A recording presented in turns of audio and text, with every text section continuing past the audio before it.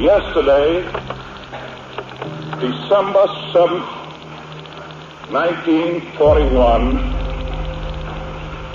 a date which will live in infamy.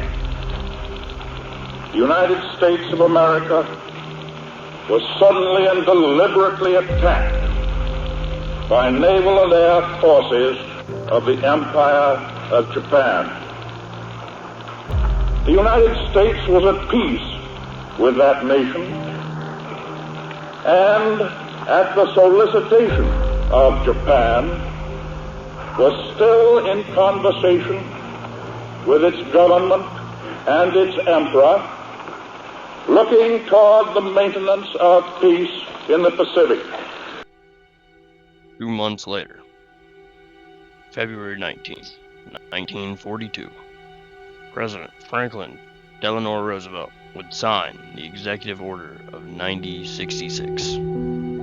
This policy would mean that all enemy aliens in the West that were close to vaguely identified military areas would be forced to drop their lives and everything they had and move quickly to Japanese American internment camps. In 1942, there was little for Japanese Americans to hope for. The United States government saw them as enemy aliens. Any person of Japanese descent had their citizenship removed and was forced into Japanese internment camps.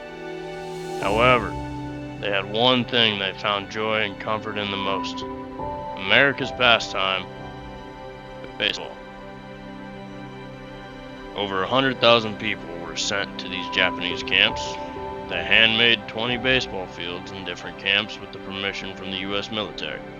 The famed Dean of the Diamond, Kenichi Zenemura, with volunteers from throughout the Gila River concentration camp, struggled and built their diamonds by hand, cleaning sagebrush and developing methods to reduce dust, also known as the fields being made of clay.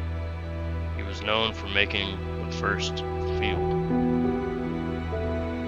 Baseball created a common ground between the young and the old generation of Japanese Americans, also known as the Issei, the first generation of Japanese Americans, and the Nisei, the second generation of Japanese Americans to the United States. Facing harsh conditions and unconstitutional incarceration, baseball created a glimmer of hope and improved their outlook on life, while also encouraging physical activity.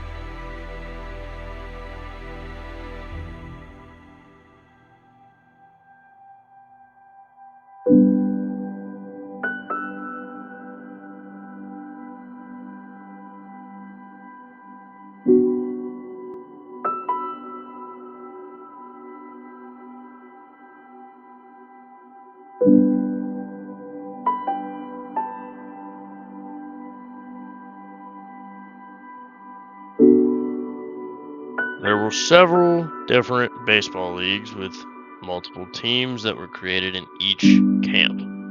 They were permitted under their own expense to leave the camps to play other leagues and teams from other camps. Some games included over 1,000 spectators in the stands. One team from an Idaho camp was granted permission to travel and play in the state baseball tournament. From July 25th to the 31st, 1943, 16 Issei players from Hunt, Minnesota, in an incarceration camp, made a 150-mile trip to the 5th annual Idaho State Semi-Professional Tournament at Idaho Falls. In the quarterfinal match, the Nakiri prisoner team played the Hunt Military Police Force. which happened to be the Guards of the Minnesota camp. Winning by a tally of 14-1. In May and July 1943, Jiggs Yamada and Chip Tamai of Tool Lake put together a game against the Kamalath Hall Pelicans, and another battling a white semi-pro all-star team from the Oregon League. The Tulane All-Stars won both affairs against the invading Caucasian teams by a score of 16-0 and 16-8 in front of nearly 5,000 Nikiri fans. No one doubted the talent of Japanese American players after that, though they did not need